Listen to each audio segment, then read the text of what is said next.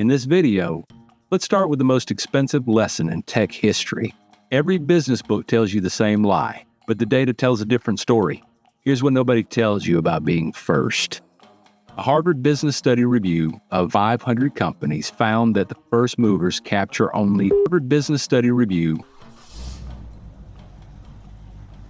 In '99, Napster revolutionized music sharing, and it was sued into oblivion by 2002. In 2006, HD DVD won the format war for exactly 18 months. Being the first doesn't mean you win. It usually means you pay for everyone else's education. Every business book tells you the same lie. Get to market first. Build your moat. Capture the category.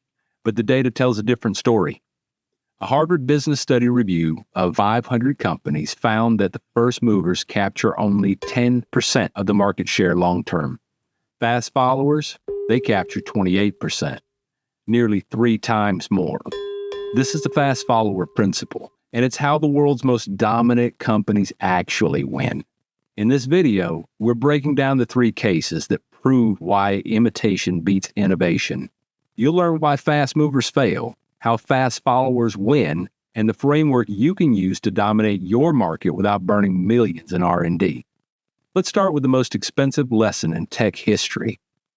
1994, Yahoo became the first major search engine. They dominate. In '95, Alta Vista launches with better technology. They overtake Yahoo.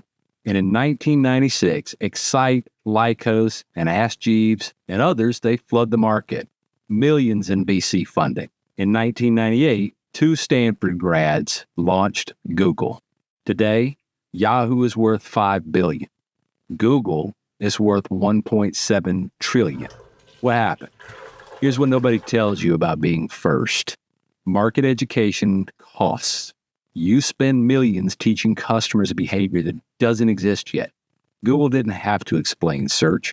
Yahoo already did that. Technology uncertainty. Early movers build on immature infrastructure. Yahoo built on directory structure. Google built on PageRank, a better foundation. Customer preference ambiguity. First movers guess what users want. Fast followers know what users want. They watch the data. Competitor-funded R&D. Every first mover is running a free research lab for their competitors. Yahoo spent years discovering what didn't work. Google learned in 18 months by watching Yahoo. Being the first means you're discovering the market. Being second means you're dominating the market. But this isn't just a tech story. The pattern repeats everywhere. Let's talk social media. 2022, Friendster launches. It's the first major social network, 3 million users in 3 months. MySpace launched. They study Friendster's mistakes. Better features, faster servers, and by 2006, 100 million users, most visited website in America. In 2004, Facebook launched. It was limited to college students, but it studied both Friendster and MySpace. Today, Friendster is dead. MySpace was sold for $35 million after being valued previously at $12 billion. Facebook, 3 billion users with an $800 billion market cap. Mark Zuckerberg didn't invent social networking.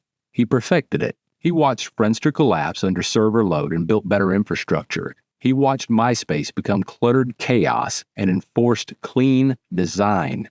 He watched both fail at monetization, and he built the world's first sophisticated ad platform. Facebook is the ultimate fast follower.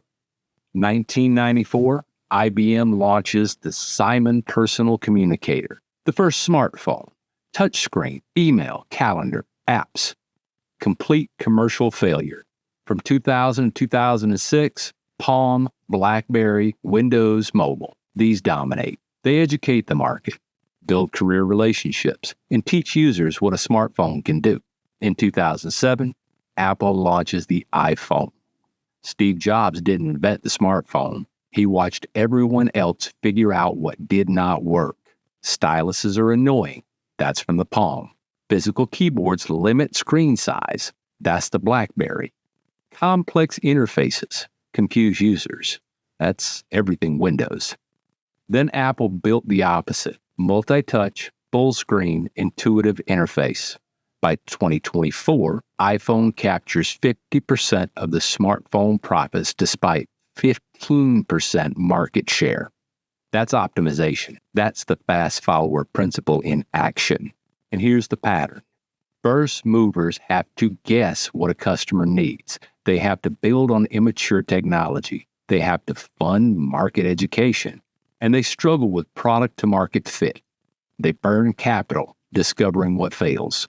Fast followers, they observe validated customer needs.